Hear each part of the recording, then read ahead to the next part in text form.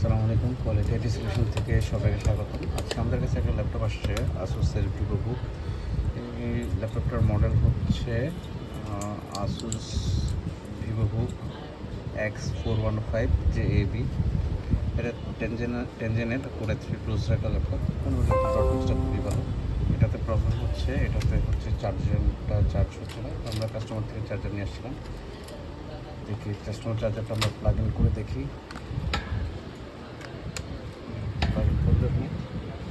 চার্জের প্রবলেম হয়, চার্জের প্রবলেম হচ্ছে, চার্জ হচ্ছে, ঠিক আছে, এটা হচ্ছে সমস্যা।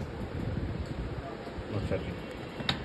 আমরা প্লাগ আউট করে দিচ্ছি, তারপরও কোনো রেসপন্স নেই, প্রবলেম হচ্ছে। তো যেহেতু চার্জ হচ্ছে না, আমাদের কাছে একটা ডিসি মেশিন থাকে চার্জিং চেক করার জন্য। তারপর পোর্ট লাগানো যায়, আমরা চেক করে যে এটা চার্জ পাই কিনা দিলাম।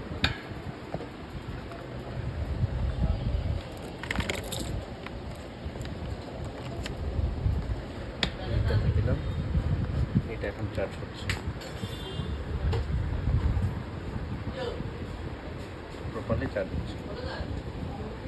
ওকে, কিন্তু সমস্যা হচ্ছে যে চার্জারটা একবার আসে একবার যায়, একবার ব্যাট কানেক্টেড অন, একটা নন কানেক্টেড নন কানেক্টেড দেখাচ্ছে। এটার কারণ হচ্ছে আমাদের যে চার্জার পোর্টটা আছে, এই পোর্টটা একটু লুজ।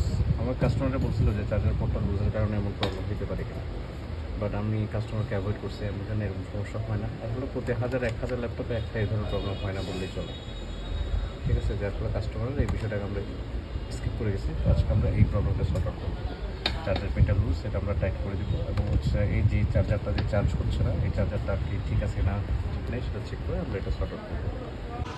আচ্ছা, যাই হোক, যেহেতু এটা চার্জার রিলেটেড প্রবলেম, এই চার্জারের মধ্যে সারাবার দুটো পার্ট থাকে। একটা হচ্ছে ডিসি পার্ট, আর একটা হচ্ছে পাওয়ার কেবল পার্ট। আমরা ওয়ান বাই ওয়ান এগুলো ইন্সপেকশন করবো, এগুলোতে ঠিক আছে। আমাদের প্রথম কাজ হচ্ছে পাওয়ার কেবলটা ঠিক আছে কিনা চেক করি। পাওয়ার কেবলটা প্রথমে আমরা এখানে ইলেকট্রিসিটিতে কানেকশন করলাম। কানেকশন করার পর দেখি কী অবস্থা। মিটার এখানে এসি মোডে রাখতে হবে, তারপর হচ্ছে দুইটা পিন এখানে কানেকশন করতে হবে। পাওয়ার কেবল ঠিক আছে, 220 ভোল্ট, 220 223, 2-3 ভোল্ট বেশি দিচ্ছে, 220 হচ্ছে পারফেক্ট। যাক, পাওয়ার কেবল ওকে আছে, এটা হচ্ছে বিষয়। তারপর পাওয়ার কেবল ওকে থাকার পরে আমরা চার্জারটা কানেক্ট করি। চার্জার কানেক্ট করা শেষ।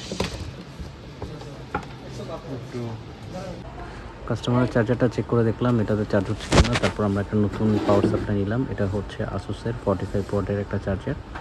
এই চার্জারটা এই ল্যাপটপের জন্য একদম আদর্শ। স্বাভাবিকভাবে 65 ওয়াট এবং 45 ওয়াটের চার্জার হয়ে থাকে, তো আমরা 45 ওয়াটের চার্জারটা এটার জন্য রিকমেন্ডেড। সেই চার্জারটা ইউজ করলাম। আলহামদুলিল্লাহ যে প্রপারলি চার্জ হচ্ছে, এবং যে পোর্টটা আছে, পোর্টটা এখন আর লুজ নেই, পোর্টটাও রিপেয়ার করে দিছি। আশা করতেছি কাস্টমার এখন ভালো মতো ইউজ করতে পারবে।